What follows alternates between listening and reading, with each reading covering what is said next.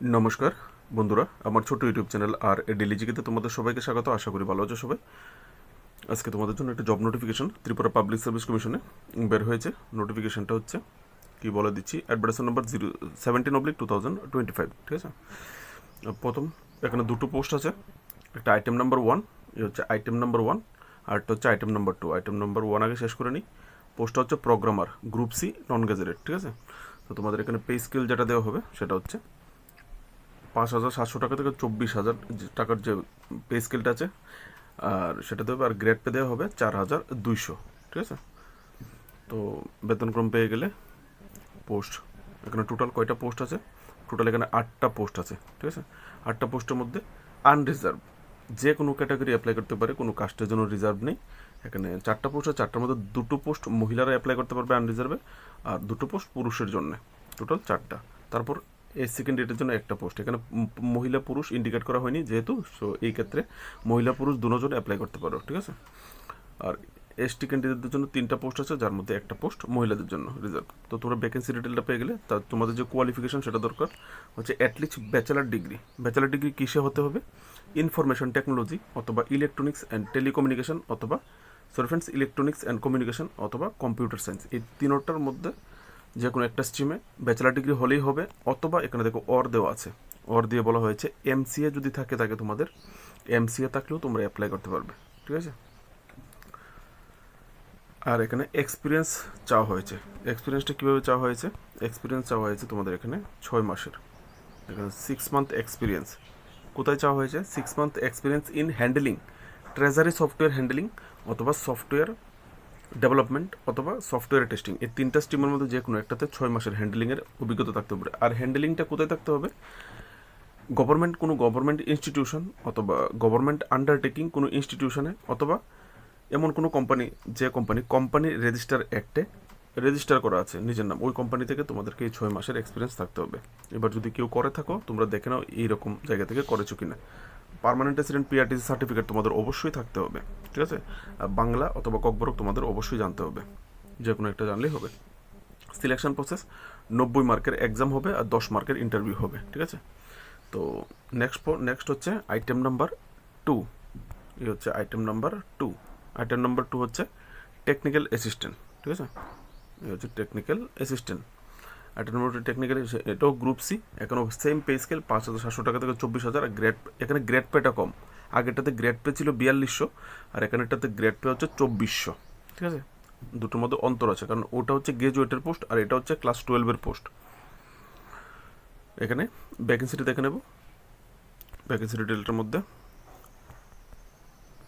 এখানেও 8টা পোস্ট, 8টার মধ্যে 4টা আনরিজার্ভ, 2টো মহিলাদের জন্য রিজার্ভ। আনরিজার্ভের মধ্যে আনরিজার্ভ মহিলা ক্যাটাগরিতে 2জন, এসসি একটা পোস্ট রিজার্ভ, মহিলা পুরুষ ইন্ডিকেট করেনি, যে কোনো কেউ অ্যাপ্লাই করতে হবে, সবাই করতে পারবে। এসটি 3টা পোস্ট, মহিলাদের জন্য একটা পোস্ট। আগেরটার মতোই সেম ভ্যাকেন্সি এলোকেশনটা, ঠিক আছে।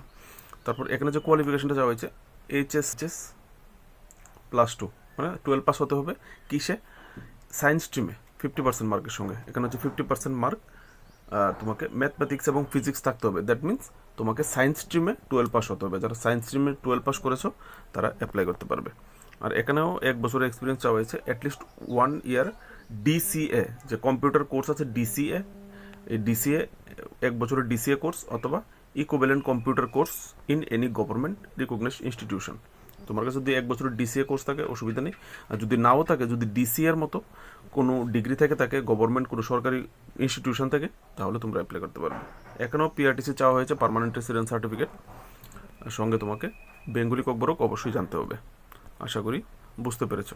তো এখানে দেখো এজ লিমিট, দুটোটা আইটেম নাম্বার 2 এবং আইটেম নাম্বার 1 দুটোটার জন্য সেম এজ লিমিট। 5 জুলাই 2025 অনুসারে বয়সটা গণা হবে, ঠিক আছে, আপ টু 40 বছর। কাদের জন্য? এই এসসি এসটি ফিজিক্যালি হ্যান্ডিক্যাপ যারা আছো, এসসি এসটি ফিজিক্যালি হ্যান্ডিক্যাপ এবং গভর্নমেন্ট সার্ভেন্ট যারা সরকারি চাকরি করে, তারা বাদ দিয়ে বাকি যত এবার কাস্ট আছো সবাই 40 বছর ম্যাক্সিমাম।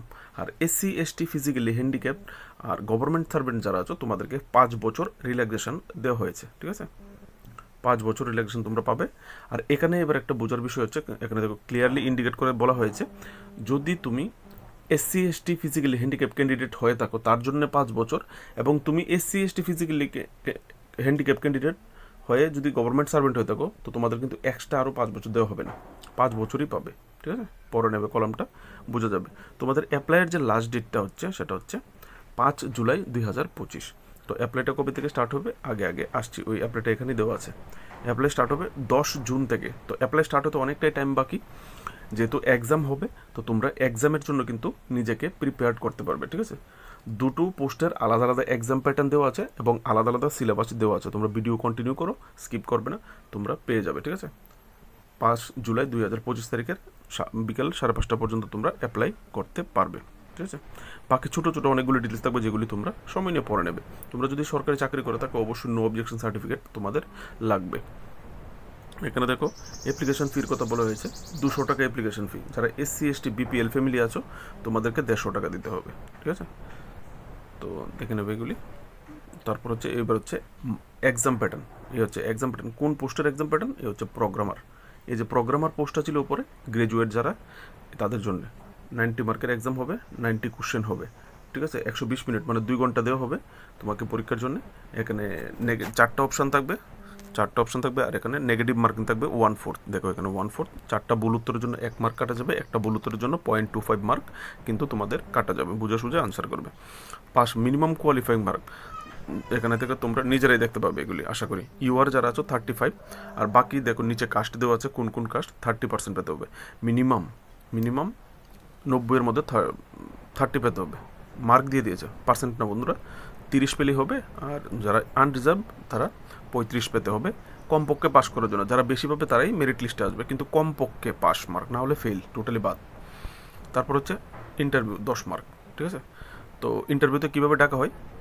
একটা পোস্টের জন্য 5 জনকে ডাকে, 2টা পোস্টের জন্য 8 জনকে ডাকে, 3টা পোস্টের জন্য 3 গুণ ডাকে, মানে TPSCর যে প্যাটার্নটা আর কি। ঠিক আছে, তো এখানে টোটাল 8টা, সব দুটোটাতে 8টা করে পোস্ট আছে, মানে 8টা 3-এর বেশি অধিক, মানে 3-এর অধিক যেহেতু 8টা দল, এখানে 3 8 24 জনকে ইন্টারভিউতে ডাকা হবে। ঠিক আছে, এটা হলো ক্রাইটেরিয়া। ইন্টারভিউতে তোমাকে কী কী জিজ্ঞেস করা হবে এখানে দেওয়া আছে, এগুলি তোমরা পড়ে নেবে কোন কোন বিষয়ের উপর জোর দেওয়া হবে ইন্টারভিউতে। ঠিক আছে, তো ফাইনাল মেরিট লিস্ট, ইন্টারভিউ এবং রিটেন মার্কের রেজাল্ট যোগ করেই করা হবে। এবার হচ্ছে প্রোগ্রামারের জন্য সিলেবাস। ঠিক আছে, প্রোগ্রামার যে পোস্টটা এখানে দেখো, এই দেখো প্রোগ্রামারের জন্য সিলেবাস 90 মার্কের সিলেবাস এখানে দেওয়া আছে।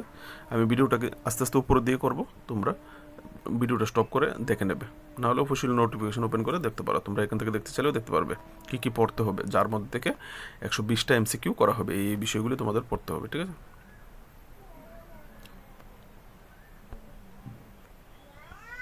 এগুলো তোমাদের পড়তে হবে। এখানে টোটাল 10টা স্ট্রিম আছে, তোমাদের এই 10টা স্ট্রিম পড়লে 90টা কোশ্চেন তোমরা আনসার করতে পারবে। ঠিক আছে, এবার হচ্ছে টেকনিক্যাল অ্যাসিস্ট্যান্ট। এই হচ্ছে technical অ্যাসিস্ট্যান্টের exam pattern.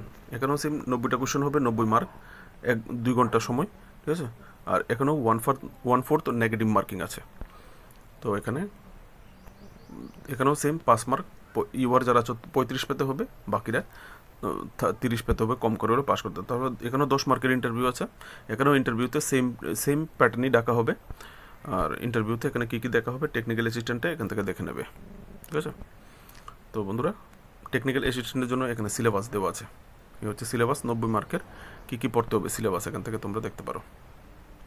Syllabus general knowledge and current affairs, syllabus for physics, syllabus for mathematics, syllabus for computer দেওয়া আছে।